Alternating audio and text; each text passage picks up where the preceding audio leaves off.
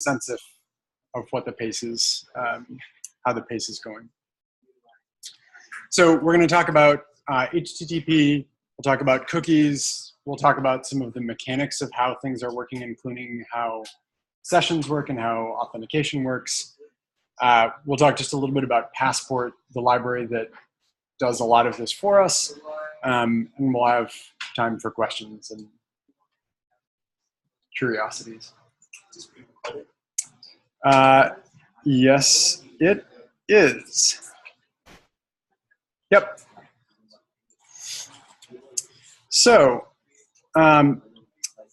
HTTP is a stateless protocol. We're all aware of this. And that has some very cool design features to it. It also has the effect of making it not natively implementable to have continuity in your interactions with something that you're serving over HTTP. So websites, just by the HTTP protocol, cannot create the experience of like, I log in on one page and I go to another page, or I add something to my shopping cart and then I go to the shopping cart and then there's the thing. To do that, we need cookies. And that's this like now kind of ancient browser technology that we've co-opted for the purpose of creating this ongoing thing that we call sessions, right?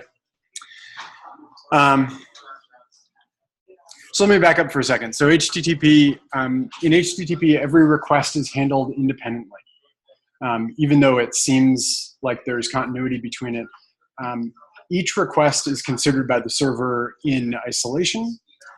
But again, because state is necessary for basically any web application we have, we use something built on top of HTTP, which is this cookies and sessions thing. Cookies are the vehicle for creating sessions. You know, you can think of it sort of like the having like a "Hello, my name is" sticker. That like if you were at a party where nobody was remembering anybody's names, but you had this sticker, then you could go up and talk to someone, and you could initiate a conversation. They'd be like, "Oh, hey, Eugene, it's great to see you." And then if they forgot your name, they'd come back and, "Oh, hey, Eugene, it's great to see you," because every time they're seeing this name tag that says, "This is who I am." And so that's what cookies help us accomplish. We know about how cookies are implemented, that cookies are sent in a response, HTTP response, and browsers manage the like acceptance and storage and deletion of cookies, right? So if you send a request to google.com, Google is going to send you back a response. And in that response, it's going to say, "Oh, by the way, please set X and Y and Z cookies." And actually, it's probably like A, B, C, D, E, F, G, H, I, J, K cookies, because we use cookies for everything now. So it's all managed by the browser and the server, but not actually through the HTTP protocol. That's one thing I just want to kind of make sure we're clear on, is that like it's this thing that we use on top of HTTP. And so the browser is the thing that knows how to read that header that says, here's a cookie, here's its name, here's the value. And then it knows to send that again with any subsequent requests that it makes to that same domain.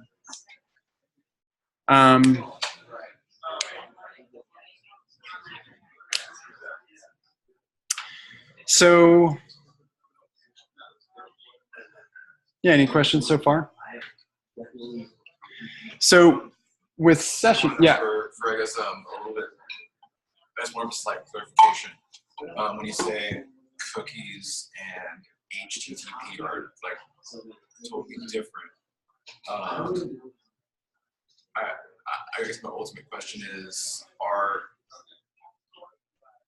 it one of those things that's always required some sort of middleware or something like that for those to work?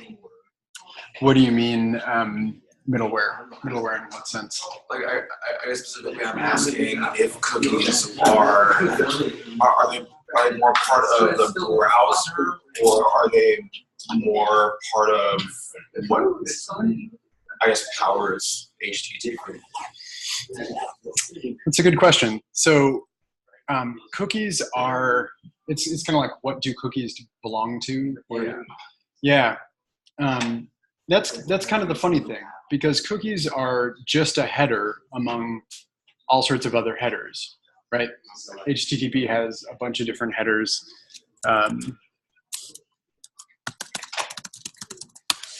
You can see there are bajillions of them.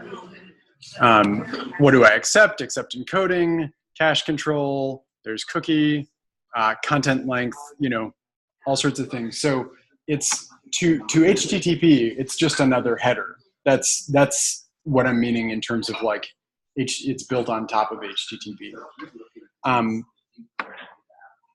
I bet cookie RFC. I bet cookies are actually standardized. Yeah, I'm wondering. So, yeah. So, do you guys know what RFCs are? So this is like the way that internet standards are created, and I think it stands for request for comment. And so this Internet Engineering Task Force, they come up with a proposal, they put out a request for comment, and some things get accepted. And so like HTTP is an accepted spec as defined by RFC, whatever. And when you send email, like the protocol that you use to send email, SMTP, and the headers that are sent and everything, those are also standardized through an RFC. Notably, REST and what it means to be RESTful is not standardized in an RFC. And I think there was an attempt at one point to do that. And for whatever reason, they decided not to make it like an official standard, which is part of the reason you'll hear us talking about it as like a set of kind of guidelines, and people implement it a little bit differently. Where was I going with this? Cookies. What they belong to. And I see answered my question pretty well then. As them being a header. And yeah, that's what the answer is. Yeah, and I mean, they kind of belong to this like mutual agreement, or the standard between browsers and servers, right? Servers set cookies, browsers are implemented to receive cookies and work with them. And it's like, that's the kind of place that cookies actually live, is like in this mutual agreement between servers and browsers. Servers say, I'm going to send you some cookies. You don't need to know what they are. You don't need to know what they do. You just need to send them back next time you make a request. That way I can create continuity in your experience and also track your internet, stuff, and do analytics and all the other things that cookies do. But yeah, it's a good question. Where do cookies live? Yeah, so sessions then are the experience of continuity that we implement on top of cookies. So if you've done the authorization snapshot, you know that Express has, or the node world has, at least two good cookie libraries. One is cookie session, one is Express session. Yeah. Do folks know the difference between the two? Like one of the main differences? One being for client side and the other being for server side. Yeah, that's right. So cookie session implements, cookie session puts the session data in the actual cookie and sends that over with the HTTP response, right? So if you put some things in the session like a username and a role and whatever else, it will actually send that over to the client and keep that data there, versus Express session, which tracks all of the session information in a store of its own. And the default store for that is memory. You can also set it up to use PG database. You can set it up to use something called Redis, which is something that's used a lot in production for storing session information like that in a way that doesn't that doesn't fail when the server shuts down. Like, so that's one thing you may have noticed. If you've created a session on some like Express server, and you're just using Express Session as built in, if NodeMon restarts that server, all of the sessions are wiped away, because the sessions are, again, by default stored in memory, and every time NodeMon runs, it actually just like throws away the whole program and starts it over again. And so that's why we use something like Redis to maintain persistence of sessions.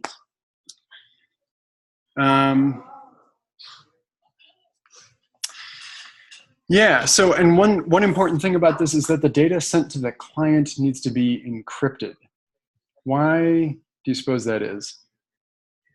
That whether it's a session ID, like with Express Session, Express Session is just sending a cookie with an encrypted session ID, or whether it's the actual session data, in the case of cookie session, why do you suppose it needs to be encrypted when it's sent over to the user?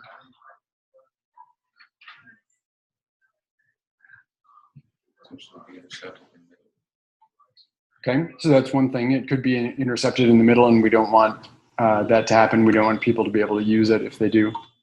Okay. What else? I thought it was going to be like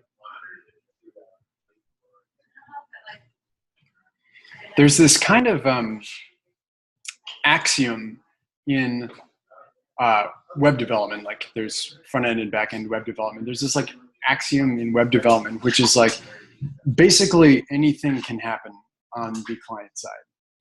You know, you have client-side JavaScript that runs, but you don't have any idea if the client is going to run it correctly. You don't have any idea if the client, like if maybe there's a user on the client side that's going to modify your JavaScript, because once you've sent it over to the client, if it's anything that's executing on the client side or exists on the client side, you have no control over how it's executed.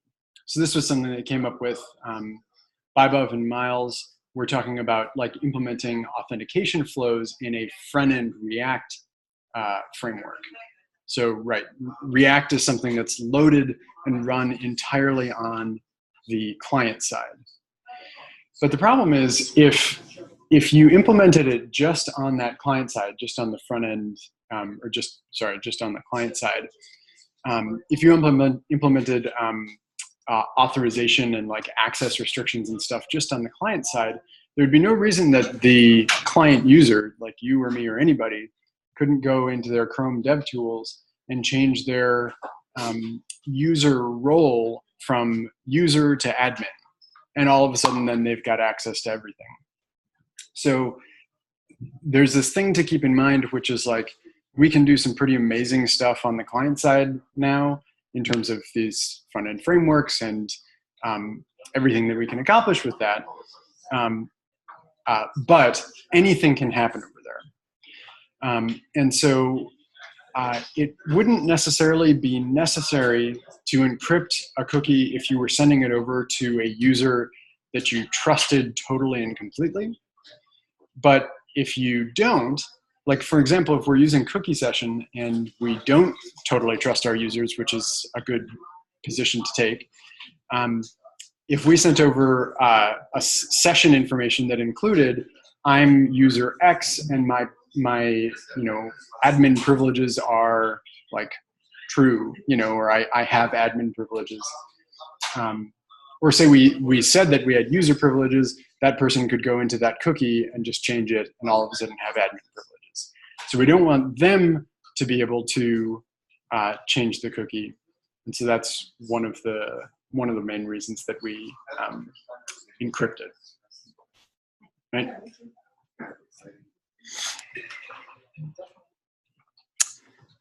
Just a kind of note that it's useful also in programmatic APIs, so like REST APIs.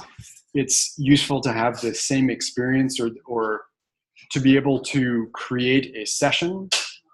Namely, like you have someone accessing your data, you want to be able to authenticate them and then allow them to access certain data that they would only be able to access if they were correctly authenticated. And So it's the same principle at play about wanting to create like a session so that a person can continue to access protected data. But when you're talking about APIs and accessing them programmatically, you no longer have a browser in the mix. So it no longer makes sense to work with cookies. And in particular, what does make sense, or what usually is used, is some kind of token that the user, the client, through their API logs in, and then they receive a token, and they just send that token with every request. So it's the same idea as a cookie, that you're sending this cookie with every request, but instead it's like some sort of token string that you can put in the headers of your requests to get access to.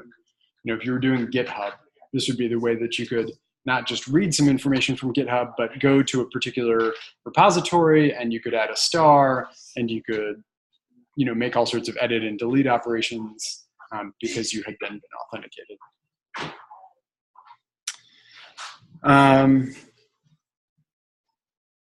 Cool. Any questions so far? Is this useful? Okay.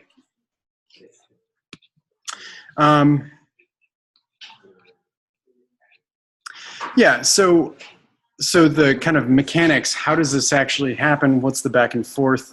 I'm going to actually just copy my notes for this.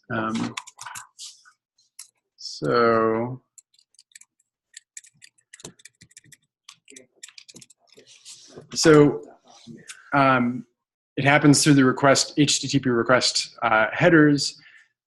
Browser gets sent cookies. It automatically sends them back. There are a couple flags to be aware of with cookies. So this is in.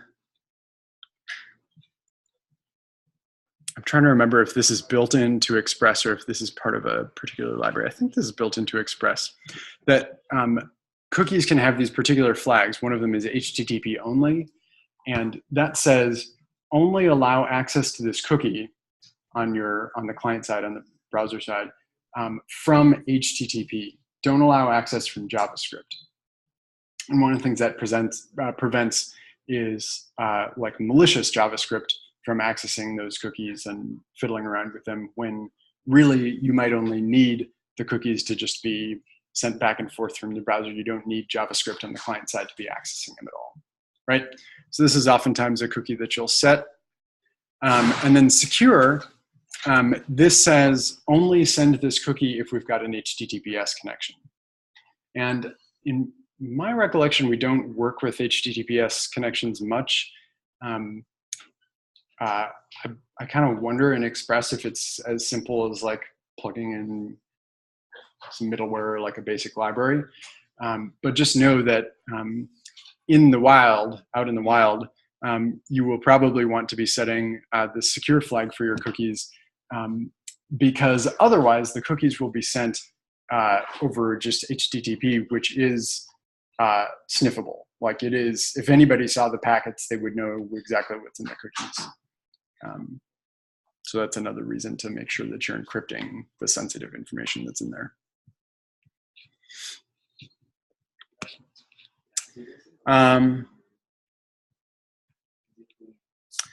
Yeah, so then, so that's the actual like cookie kind of mechanics.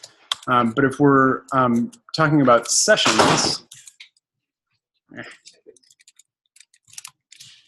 so sessions, we usually implement those with Express with middleware. So a library like Express Session will check for a session cookie. So it checks to see if the cookie that it usually sets is already there. And if it is, if it's not there, it'll set a cookie, giving it a unique session ID that's encrypted. And then it stores that session ID alongside any session information in memory, right? That's what we were talking about earlier.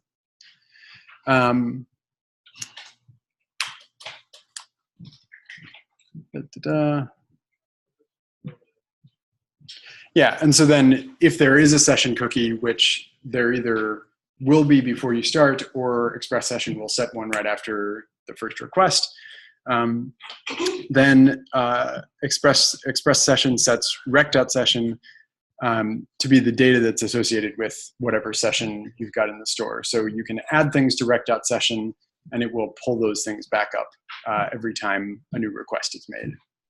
So that's what it's doing to create the experience of a session on top of the stateless protocol.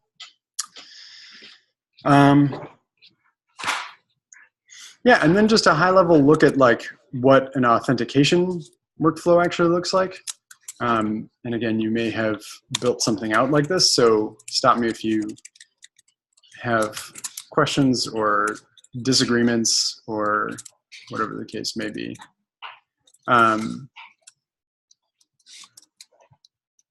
So you have something like a login route, and when there's a post to that, your route checks the username and hashed password against the database. This is the place where you want to implement both client-side and server-side validation. So server-side so that you can ensure the integrity of your information, client-side so that you can ensure people haven't made dumb mistakes or put their username in the email field and the email in the username field. So there are plenty of libraries to do that. Have folks done front-end or back-end validation?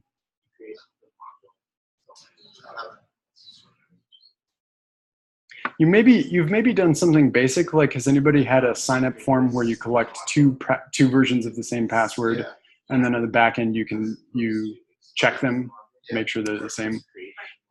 Yeah, so that's one example of it. And then things like checking to make sure the email is a valid email, checking to make sure your password is within the constraints you say. So like letters and numbers, but no special characters and no spaces, and like all of that stuff is stuff that you'll want to be checking when you do this. Like regex or something, right? Yeah, you could use regex, but there are so many good developers making good libraries that kind of like take care of that for you. I'm trying to remember what one I just heard about was. I'll think of it. But so there are a lot of good libraries that you can just use that, because you would have to build a regex, like everybody knows what a regular expression is, regex. So to create a regex that successfully identifies all email addresses and doesn't misidentify any, it's this it's like just long ass thing, because there are so many different kind of caveats and special cases, and regular expressions are not the most like terse way of checking a piece of information. So I'd much rather rely on somebody who had come up with some, whether it's a regular expression or they have some other way of testing the email address, for example, and that they've tested it and 1,000 other developers have tested it and used it, and so now it's a library. So yeah, and that's true on the front end and the back end. There are front end, there may be front end specific libraries for this kind of validation, but in general you can use the same sort of thing. And the front end validation is nice just to give the user a nice and kind of fluid experience of what's going on. So if you didn't type in your password correctly the second time, it's nice to know that right away rather than after you hit send and you get a response back and it says there's something wrong with your form, and then half the form fields have been erased and they have to, you know what I mean. Yeah, so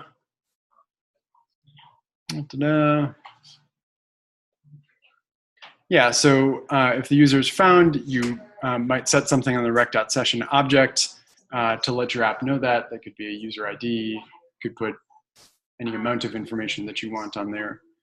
And then you'll have some sort of authorization middleware to, before you serve up a route, so like if you have a route that's like /protected secret information, you would have some sort of middleware that runs before that says, is rec.session user ID or something like that set? If so, and if they have permissions for this thing, then great. If not, then not. And just to get us looking at a little bit of code, Doug Leboway had a great version of, I think this is the contact snapshot, like authorization goal. And I just wanted to point to a couple things in this. Make this a little bigger. So this is the users, but let me go to source server. So normal Express server, we're using Express session here on line 6. But most of the actual magic happens in is routes, and I think it's users here. So the only comment I would make about this code, it's really good. I would make sure to put bcrypt in my like models side of things. So the MVC, bcrypt to me belongs like somewhere in your model, so that you can just call a function of your model that's like, check and see if this person is in the database, and then that's actually running the bcrypt compare or bcrypt hash functions needed to do that.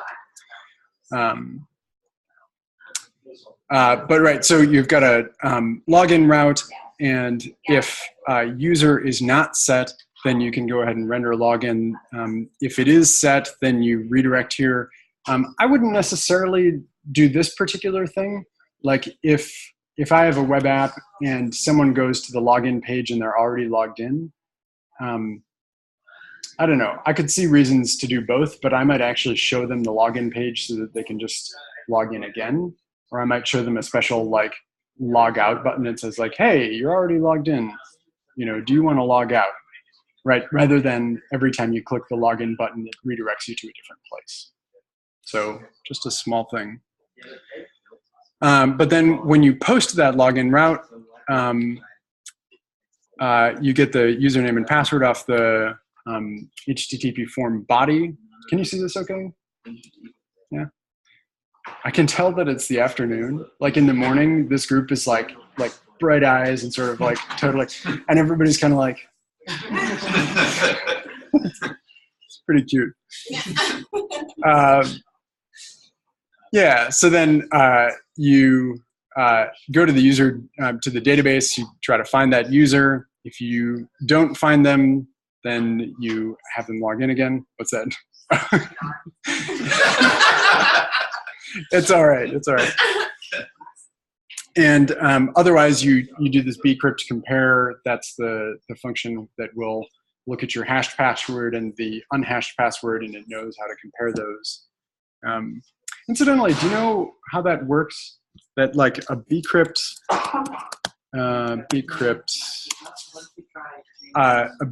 hash password actually includes the salt and the number of rounds in the actual string. Have you seen this? Let's see if I can find it.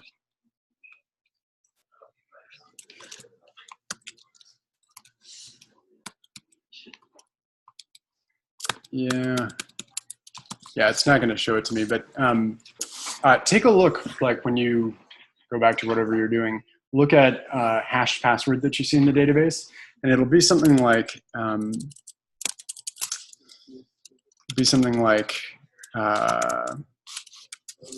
$10,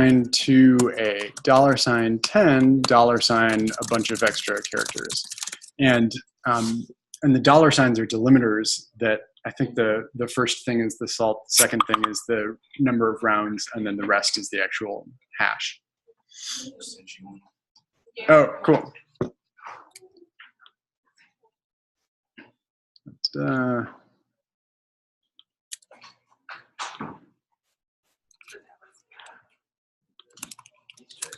Yeah, there we go. So that's how bcrypt knows. It basically just decodes that, and then it's like, oh, okay, 10 rounds. Oh, okay, here's the salt. Great. Yeah, so back to the code for a sec.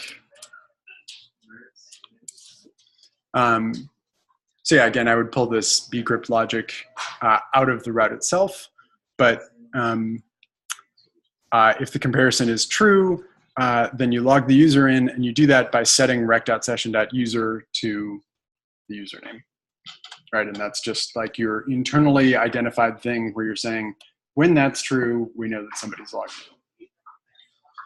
in. Yeah, and then the sign up route, be familiar if you've done this benchmark, is you get the username and password off the body. Again, you might get a password and like a password match off the body so that you can compare the two and make sure they're the same. So then we're actually hashing the password with however many salt rounds we have, and taking that hashed password and somewhere in here, yeah, then putting it in the database. And then you can redirect someone to sign up, or you can just call them logged in. I don't know if there's some like best practice about that.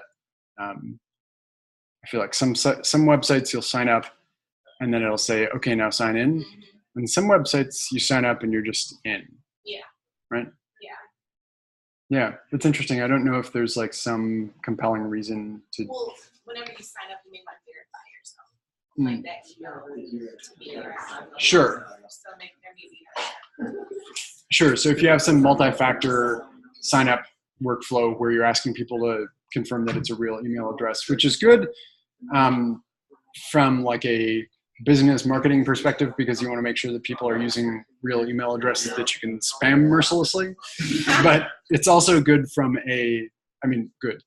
It's also good from the perspective of you want to make sure that they entered the email address correctly. And if they don't get the thing, then they'll know that they didn't enter their email address, right? You know the way to get around that if you're signing up for a service that you really don't want to be on their email list? Bug me not. I don't know about Bug Me or Not. What's that? It's a website that for most websites, users will post just throwaway emails and throwaway passwords. Oh, yeah. You prevent email too. Oh, no. So, like, Netflix and services that you have to pay for are usually not on there.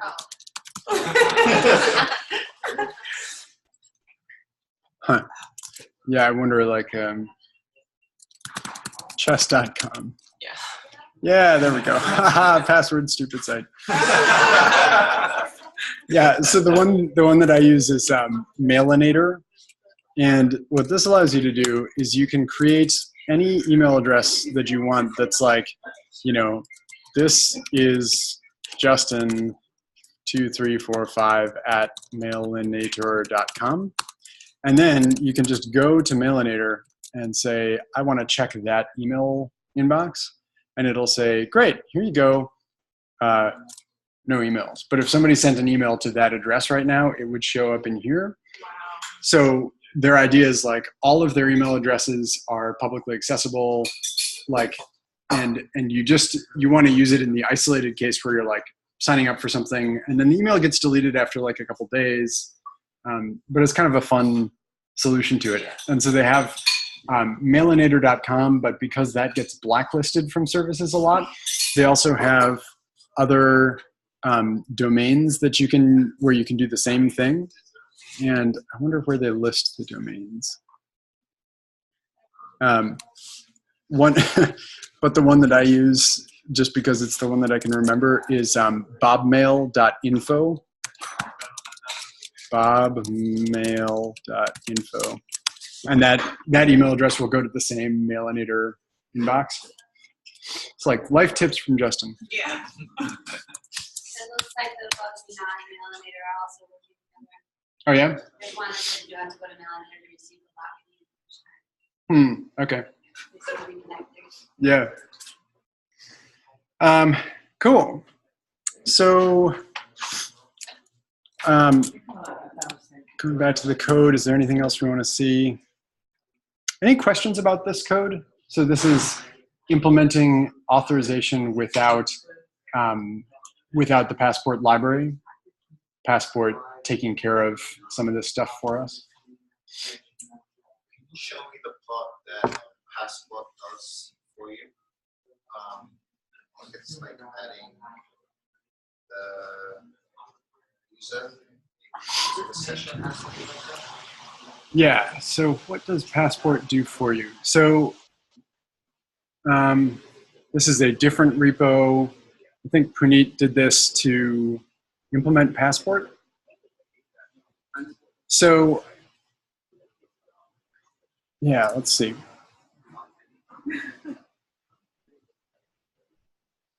I think the actual Passport configuration is in a different file. Let's see if I can find it. Yeah, not this. What's that? I think on the page you work for, did it show the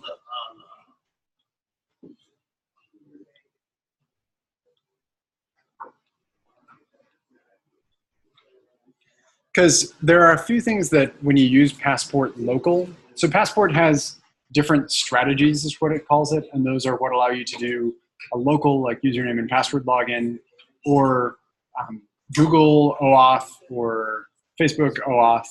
Everybody knows what OAuth is. I don't either.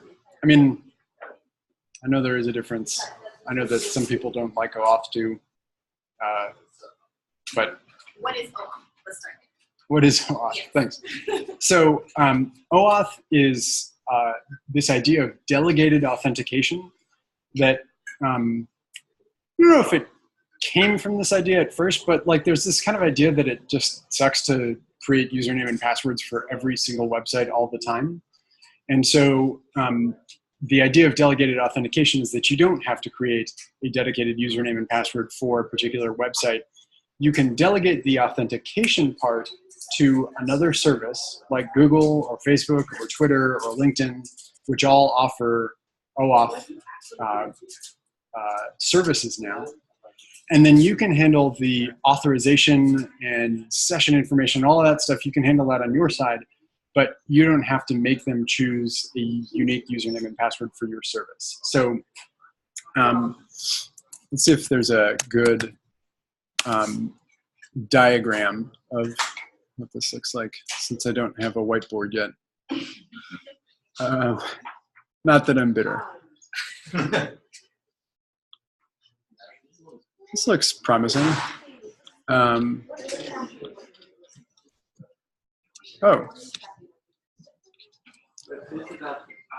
You see that? So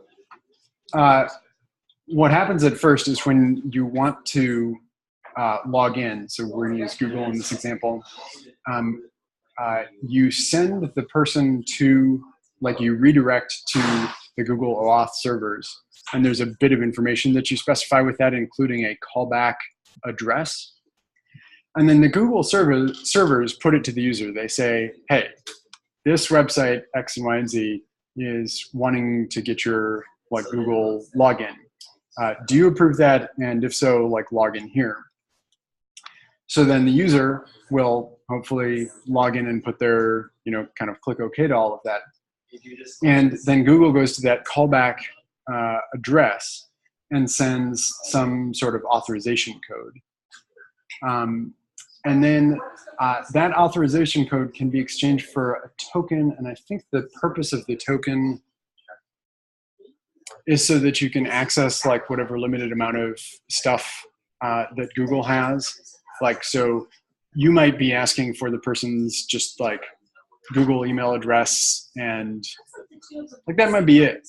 Or you might ask for their email address and their birthday and their, Google Drive account access, and like it could be whatever. And I'm assuming that in this diagram that token is used to access those things. But then on your database, or like on your server side, you have a user database that maybe you allow usernames and passwords to, so you allow local login, which is pretty typical also to allow both of them. And so you would have a database that would have a handful of fields. You'd have an ID, obviously. You'd have username, password, but then you'll have something like OAuth, OAuth service, and that might be something like Google. And then you have OAuth, what would this be? OAuth, like token. What's that? You see like token bearer? Token what? Bearer? Token bearer? Bearer? Yeah. BEA. Yeah.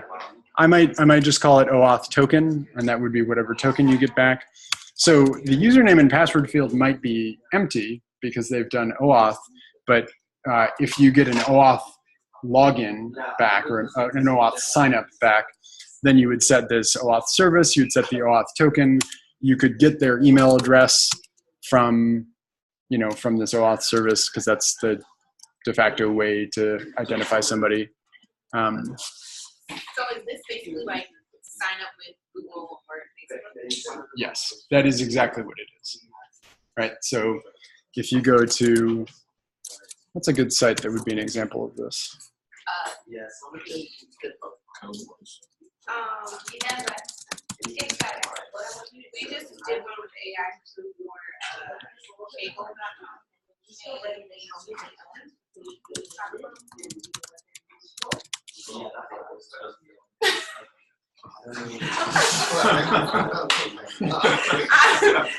even making the name. It's a family show. They would have a OAuth on the login route.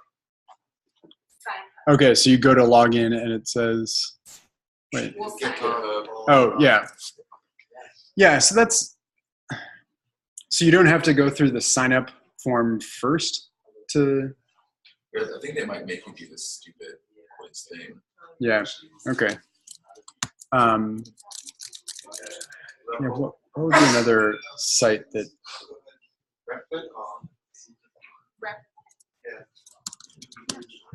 oh yeah, like CodePen, I bet does this. So I'll go to CodePen in a private browser, sign up, join CodePen free. Huh. Looks like they don't allow that. Or maybe. Oh, there it is. Log in with Twitter, log in with Facebook. Yeah. Yeah, so I think probably the way they do it, just judging from this, is that they have you do both, basically. They have you pick a name, a username, email, and password and log in. But then you can associate a GitHub account or a Google account or a Facebook account or whatever with your account, and then from then on, you can sign in. I can't quite fathom why you would do it that way. Like, you could. Yeah. Yeah, so I don't know why you would implement OAuth for future logins, but not for the initial signup. Because, with an initial signup, there's nothing stopping you from also directly asking the person for information. Like, before we complete your signup, you need to give us this information, and this information, and this information. Right? Maybe it's because if you decide to leave your GitHub account, you can still log in. You have to use it. Sure. Yeah. Yeah, it could be. So Eugene's question was about what is Passport actually doing for us? And I'm trying to find the place in this code where, so you have to define the strategy and then how to serialize and deserialize the user. Has anybody worked with Passport to do that? Passport local? You should. Like, this is just sort of a general recommendation, but like, build it into one of your next projects, because Passport is like the de facto library for authentication in Node and Express. And it works pretty well, but it's also good to know because it's a little bit quirky the way it's implemented. So passport, let's see, I got it up here.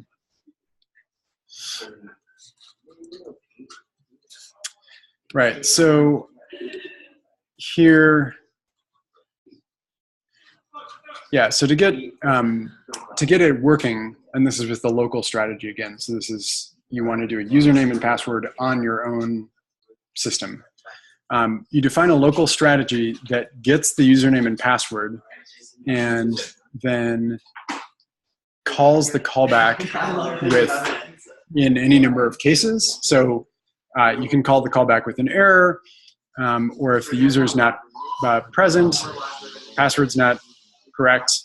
You know that you should never tell a user whether they messed up the username or password. You should just tell them that something was wrong. The reason is because it gives people who are trying to like crack into a system a bit of an edge if they type in some random user, like say you were trying to like hack into Brad Pitt's Apple ID account, and you were like trying a bunch of usernames, and then you tried like Brad Pitt and then his birth date or something like that, and entered a password, and it said, "Oh, I'm sorry, invalid password." You'd be like, "Oh, I know that this is a username. This is like a username in your system because you're not telling me invalid login, you're telling me invalid password." Right? Strange use case. I don't know that any of us will ever be doing that, but it does create like this extra layer of security where and there's no real benefit to telling someone that like they got their username wrong or their password wrong, like, and there are usually ways to kind of address that anyway, like I forgot my password, click here. So then why do they have is that internal message or is that message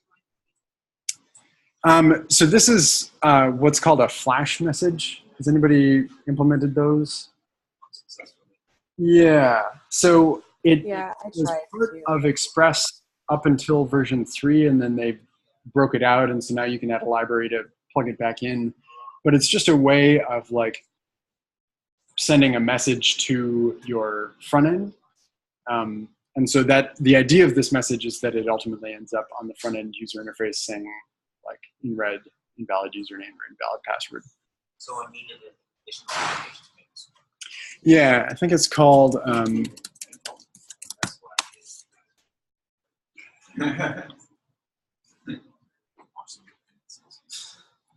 yeah, so Connect Flash. And what's that? That's what error saying. Flash. Yeah, right.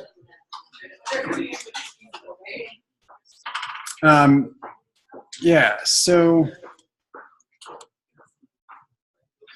this local strategy function is kind of the heart of it, and then I wonder if it's going to show us the serialize and deserialize. Serialize.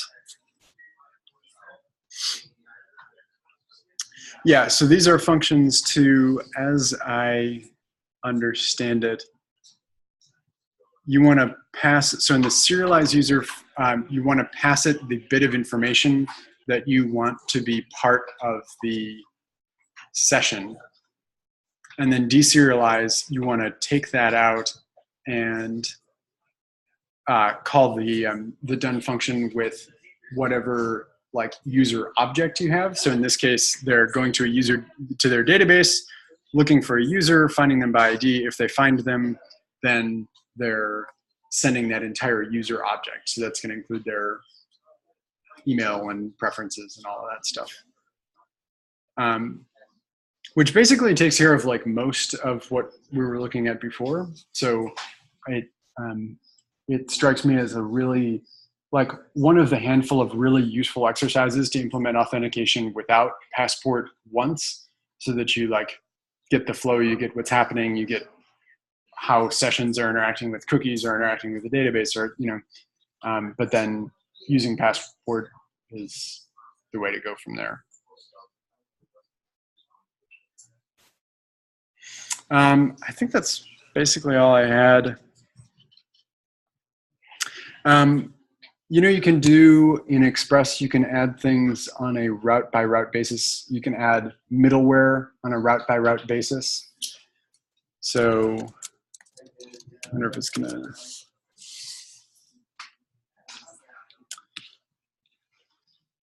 Yeah, so it's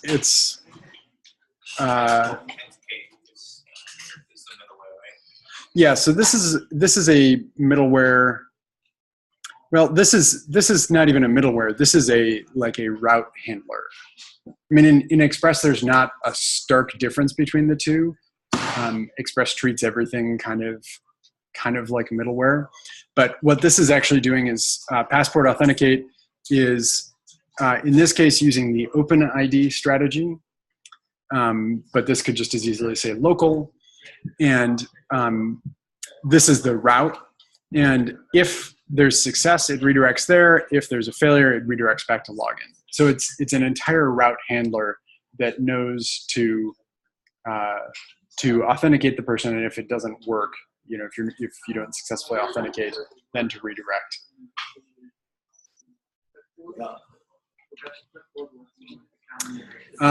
I could talk about this all day, but I'm looking at people's faces, and it's kind of like so. Any final questions? Has this been helpful? What's just want to hear from a couple of people. What are you taking away from this? That you, I now know what belongs. yeah. I now recognize that. Yep. Delegated authentication. They're at the authentication, how things all work together. Yeah. Yep. The relationship with cookies and HTTP headers. Mm-hmm.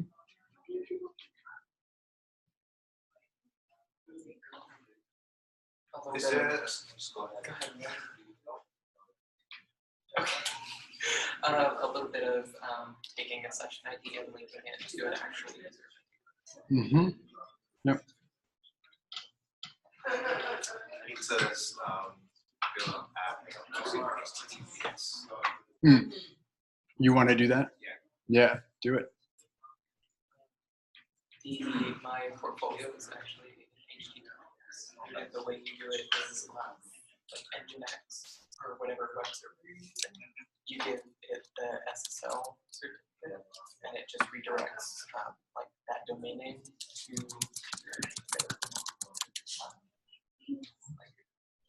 like your known path record. How do you get the SSL? There's it lets encrypt on a website, and you just download the script to your server and then run that, and it gives you, it like generates a certificate for you. And so that's with Nginx, but not Express. Right. Right. Yeah. So in any case, you're going to need a certificate, because that's the current largely broken system that we use to authenticate the servers. Like we've been talking about authenticating clients, but these certificates are the way that you currently authenticate servers, which is like there are these certificate granting authorities, and you can apply for a certificate and then get one that says this certificate granting authority that we all know is trusted. So your browser comes with like a handful of certificate authorities that it knows to trust and what their like cryptographic key is. And then so if you see a certificate that's signed by them, you can say, okay, well, I don't know who this Jen person is, but they have a certificate from, you know, what's one of the big ones, whatever it is, and VeriSign, right? And so we now trust this website. Let's go ahead and make a secure connection. But interestingly, like a lot of people think that that system is pretty broken because there's not a lot of control over who they grant certificates to.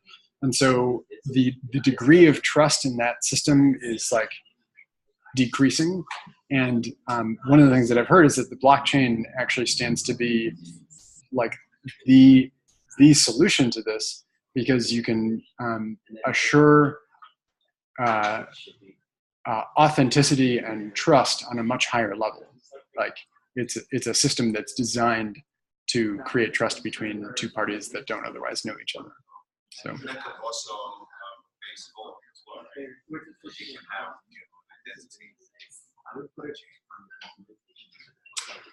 I'd be really interested to see that system. Yeah.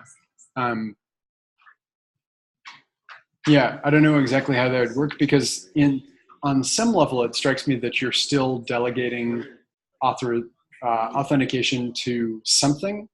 So OAuth is all about delegating authentication to some other service. And so you'd still be sort of delegating it to like a blockchain service or a blockchain server or something like that. But it would just be on the blockchain. It wouldn't have to be Google or Twitter or anybody else. So it just wouldn't be qualified. Right. Yeah. But there would probably still be providers that would provide you access to that particular blockchain, and you would probably be interfacing through them. I don't know actually how it'd be structured, so I'd be really interested to learn. Do you pay for these? Let's Encrypt gives you them free there for like 30 days or something. So you can set up like a conjob that'll auto you. But for like a lot of higher amounts of encryption, those people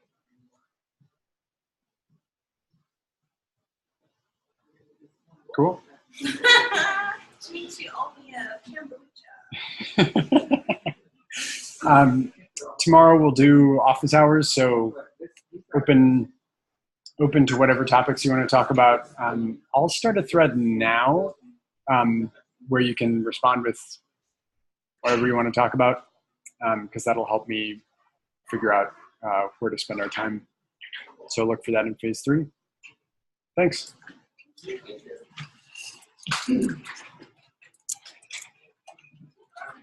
probably